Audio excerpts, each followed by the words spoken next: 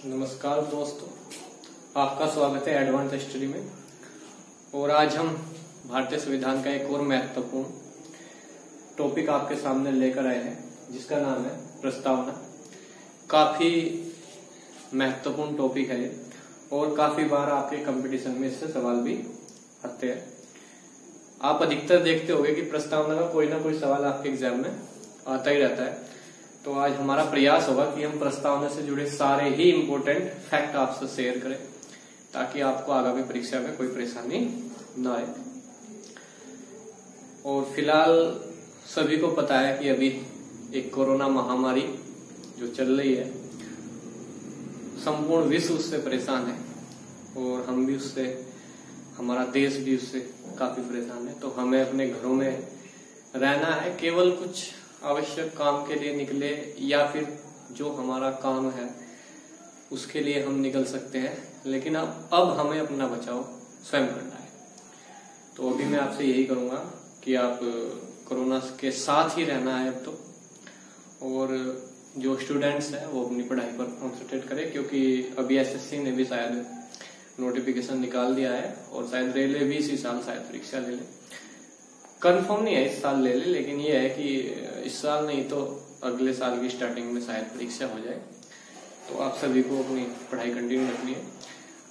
आज हमारा टॉपिक प्रस्तावना महत्वपूर्ण टॉपिक है और मैं प्रयास करूंगा कि इससे जुड़े सारे जो फैक्ट होंगे वो आपसे शेयर करूं। तो आप हमारी वीडियो को लाइक करें और ज्यादा से ज्यादा शेयर करें और हमारे चैनल को सब्सक्राइब करें। ठीक है दोस्तों, स्टार्ट करते हैं प्रस्तावना।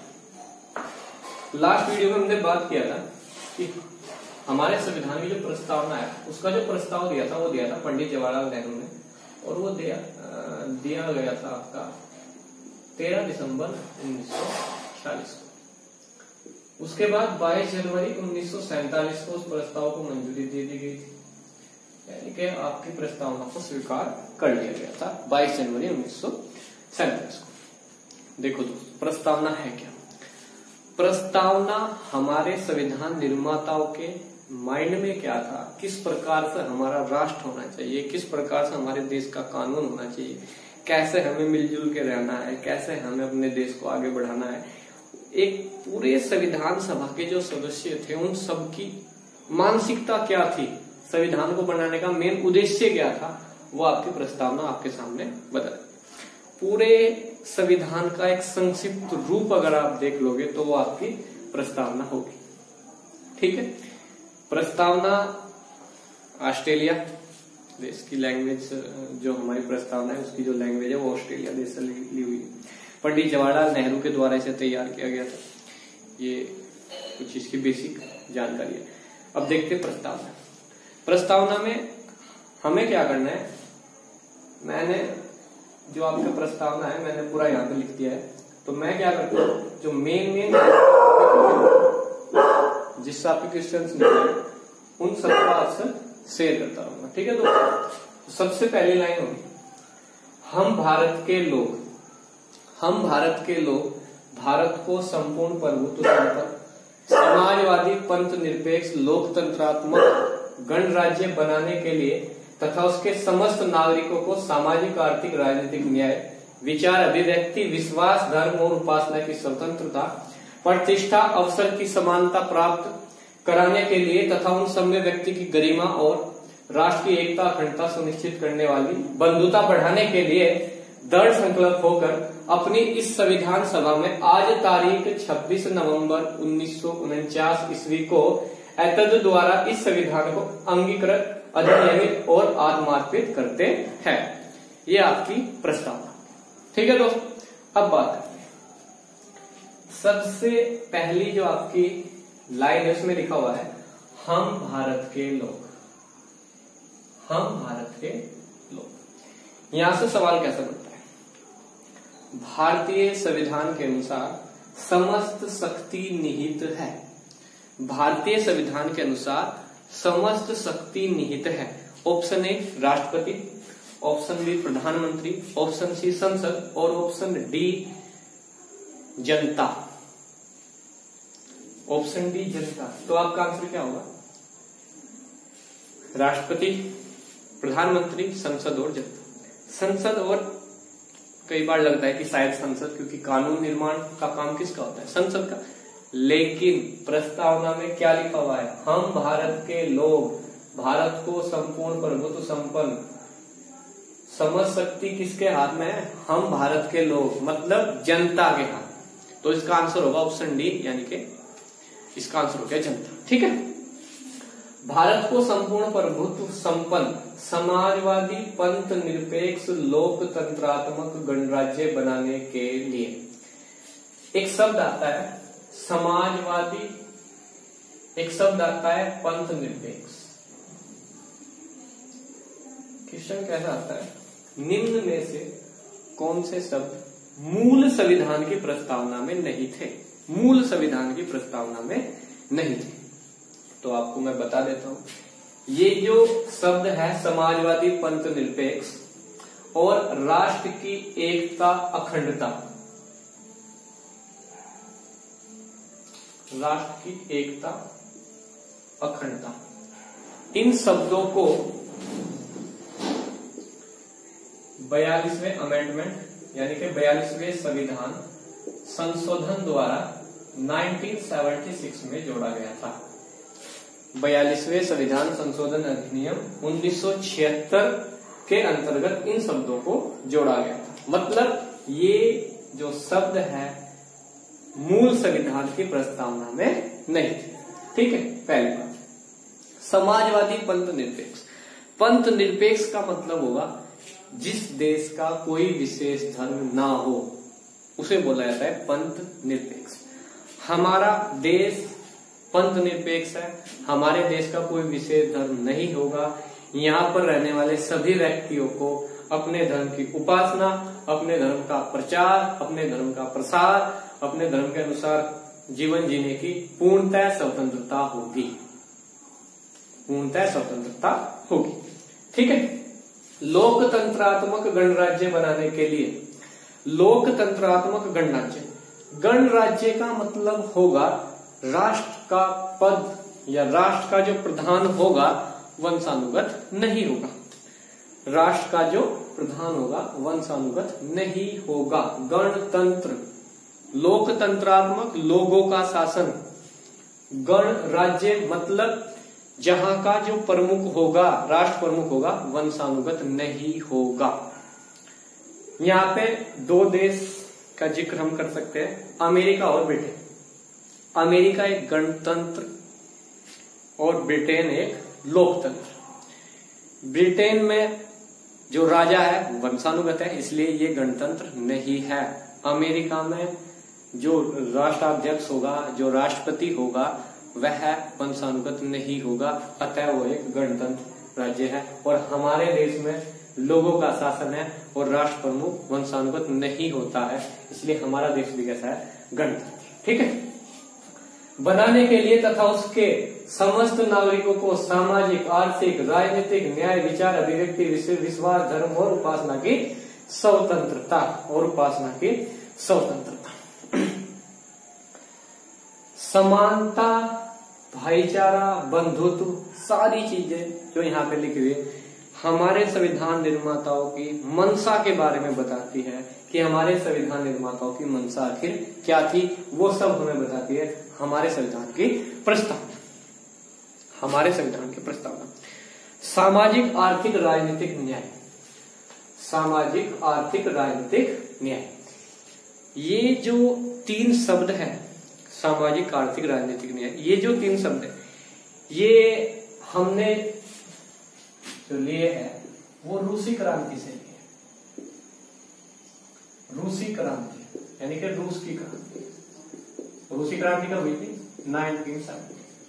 1917 में जब रूस में क्रांति हुई तो वहां के जो आंदोलनकारी थे उनका नारा था सामाजिक, आर्थिक व राजनीतिक न्याय। हमें सामाजिक, आर्थिक और राजनीतिक न्याय चाहिए ही चाहिए। ठीक है। उसके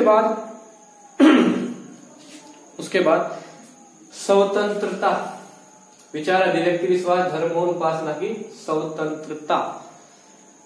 प्रतिष्ठा, अवसर की समानता। प्रतिष्ठा, अवसर की समानता, ये जो हमारे वर्ड थे, स्वतंत्रता, समानता, बंधुत्व, भाईचारा, ये शब्द हमने लिए थे फ्रांस की क्रांति से। फ्रांस की क्रांति 1789 से 1799 तक चली थी। समानता, फ्रांस की क्रांति 1789 से 1799। ठीक है दोस्तों, ये सब हमने लिए थे फ्रांस की क्रांति से। उसके बाद उपासना की स्वतंत्रता, प्रतिष्ठा, अवसर की समानता। अवसर की समानता मतलब सभी को समान अवसर देना। भाग 3 जब हम पढ़ते हैं तो वहां पे हम समानता का अधिकार, स्वतंत्रता, विचार अभिव्यक्ति की स्वतंत्रता, समान अवसर, धार्मिक स्वतंत्रता, इन सब के बारे में पढ़ते हैं। उसके पश्चात राष्ट्र की एकता, अखंडता हो गया। मतलब राष्ट्र की एकता, अखंडता, जितना भी हमें फ्रीडम मिला है कॉन्स्टिट्यूशन के अनुसार, वो जो भी आपके पास स्वतंत्रता है, जो आपकी स्वतंत्रता है, धार्मिक हो, राजनीतिक हो या आर्थिक हो, वो उस समय तक सीमित है जिस समय तक राष्ट्र की एकता व अखंडता को कोई हानि नहीं पहुंचेगी। मान लो कि आपको बोल दिया गया कि आपको स्वतंत्रता है, विचार अभिव्यक्ति की स्वतंत्रता है, तो आपने भाषण दिया कोई भड़काऊ, उस भाषण से क्या हुआ, दंगे हो गए, और दंगे में काफी, जो दंगा हुआ उसमें काफी नुकसान हुआ, जनहानि हुई और मानहानि। उस समय आप ये नहीं बोल सकते कि मेरी विचार अभिव्यक्ति की स्वतंत्रता है आर्टिकल 19 है, नहीं। आपके विचारों से, आपके भाषण से अगर कोई राष्ट्र की एकता, अखंडता को ठेस पहुंचती है तो वो इनलीगल होगा, उसे गलत माना जाएगा। ठीक है दोस्तों, राष्ट्र की एकता, अखंडता सुनिश्चित करने वाली बंधुत्व बढ़ाने के लिए दृढ़ संकल्प होकर अपनी इस संविधान सभा में आज तारीख 26 नवंबर 1949 को एतद द्वारा इस संविधान को अंगीकृत, अधिनियमित और आत्मार्पित करते हैं। अंगीकृत का अर्थ होता है स्वीकार करना।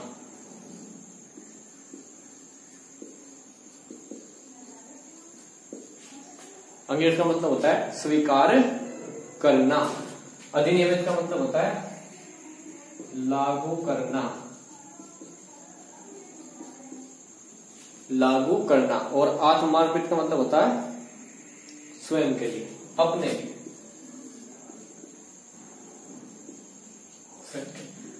हमने शायद लास्ट में देखा था कि 26 नवंबर हमारा क्या है, कानून दिवस। मैंने बात भी की थी कि संविधान जो सभा थी वो 2 प्रकार से कार्य किया करती थी, संविधान निर्माण का कार्य और जुड़े हुए कानूनों को लागू करने से जुड़े हुए कार्य। ठीक है, तो 26 नवंबर 1949 को एतद द्वारा इस संविधान को अंगीकृत मतलब स्वीकार करते हैं, अधिनियमित मतलब लागू करते हैं, और आत्मार्पित मतलब अपने लिए। और ये काम करता कौन है, हम भारत के लोग। तो समझ शक्ति किसके हाथ में निहित होगी, हम भारत के लोग मतलब जनता। ठीक है दोस्तों, एक बार एक सवाल था कि भारतीय संविधान की प्रस्तावना में भारत शब्द कितनी बार आया है, भारत शब्द कितनी बार आया है। थोड़ा ध्यान से अगर हम देखते हैं तो भारत शब्द का उल्लेख केवल 2 बार मिलता है भारतीय संविधान की प्रस्तावना। ठीक है दोस्तों, अब उसके बाद प्रस्तावना का प्रस्ताव कब लाया गया, 13 दिसंबर 1946। लागू कब हुई, यानी कि पारित कब हुआ है प्रस्ताव, 22 जनवरी 1947। उसके बाद भारतीय संविधान की प्रस्तावना में समाजवादी, पंथनिरपेक्ष व एकता और अखंडता शब्द कब जोड़े गए, 1976 42वें अमेंडमेंट के द्वारा। ठीक, अब हमारी प्रस्तावना को किस विद्वान ने क्या बोला है, थोड़ा उसके बारे में हम देखते हैं। हमारी प्रस्तावना को एर्नेस्ट बार्कर ने बोला था संविधान की कुंजी। हमारा जो संविधान है उसकी जो कुंजी है, उसकी जो मेन है, वो है आपकी प्रस्तावना। इसके अलावा के एम मुंशी, कन्हैयालाल मणिकलाल मुंशी, के एम मुंशी ने बोला था भारतीय इंडियन कॉन्स्टिट्यूशन हीरोस्कोप, मतलब भारतीय संविधान की जन्म कुंडली है आपकी प्रस्तावना। अच्छा क्वेश्चन बन सकता है। पंडित ठाकुर दास भार्गव, भारतीय संविधान की प्रस्तावना को बहुमूल्य रत्न बोला था और भारतीय संविधान की आत्मा भी बोला था पंडित ठाकुर दास भार्गव। देखो, भारतीय संविधान की आत्मा किसे कहा जाता है? प्रस्तावना, भाग 3 संसद, राष्ट्रपति। या प्रस्तावना, भाग 3 भाग 5 या राष्ट्रपति। आंसर क्या होगा? प्रस्तावना। भीमराव अंबेडकर, बी.आर. अंबेडकर जी ने भारतीय संविधान की आत्मा किस अनुच्छेद को कहा है? किस अनुच्छेद को कहा है? तो आंसर होगा अनुच्छेद 32, अनुच्छेद 32। ये कुछ डिफरेंस होता है सेम क्वेश्चंस में, अलग अलग कैसे हम उस चीज को पकड़ सकते हैं। ठीक, भारतीय संविधान की प्रस्तावना को आपके सुप्रीम कोर्ट में कई बार चैलेंज दिया गया और सुप्रीम कोर्ट ने हमेशा ही बोला है कि भारतीय संविधान की जो प्रस्तावना है वो भारतीय संविधान की आधारभूत संरचना है, अतः इसमें कोई बदलाव नहीं किया जा सकता। कुछ चीजें जोड़ी गई थी, लेकिन ये नहीं है कि आप इसमें से कुछ निकाल दो या फिर आप इसे कम कर दो, ऐसा संभव नहीं है। 1994 बम्बैया वर्सेस भारतीय संघ, बम्बैया केरल के उस टाइम सीएम हुआ करते थे और उस टाइम जो गवर्नमेंट थी, गवर्नमेंट ने जो है बर्खास्तगी द्वारा केरल सरकार को बर्खास्त कर दिया गया था। तो जो वहां के सीएम थे बम्बैया, उन्होंने उस टाइम पर केस डाला था और वो केस था बम्बैया वर्सेस भारतीय संघ। हालांकि बाद में वो केस जीत भी गए थे और उसे गलत इनवैलिड बताया गया था आपके सुप्रीम कोर्ट के द्वारा और सरकार को दोबारा बहाल करने के लिए बोल दिया गया था। ठीक है, तो उस टाइम पे भी बोला गया कि भारतीय जो संविधान की जो प्रस्तावना है वो भारतीय संविधान की आधारभूत संरचना है। ठीक है दोस्तों, तो ये कुछ महत्वपूर्ण फैक्ट थे आपकी प्रस्तावना से जुड़े हुए। उम्मीद है कि आपको वीडियो पसंद आया होगा और जो मेन जो फैक्ट है आप नोट कर सकते हो, आप स्क्रीनशॉट ले सकते हो और आप ऐसे ही पढ़ाई करते रहो, अच्छे से पढ़ाई करते रहो। ठीक है, और अब ये नहीं है कि मतलब कुछ मैंने देखा कि कुछ बच्चे कह रहे कि अभी पेपर होने वाला था या शायद पेपर हो जाता तो अब तक ये पेपर नहीं हो पा रहा, तो हमारी तो किस्मत ही खराब है, हमारा तो पेपर ही नहीं हो रहा। ठीक है, तो दोस्तों एक बात है, मत कर यति हाथों की लकीरों पर, किस्मत उनकी भी होती है जिनके हाथ नहीं होते।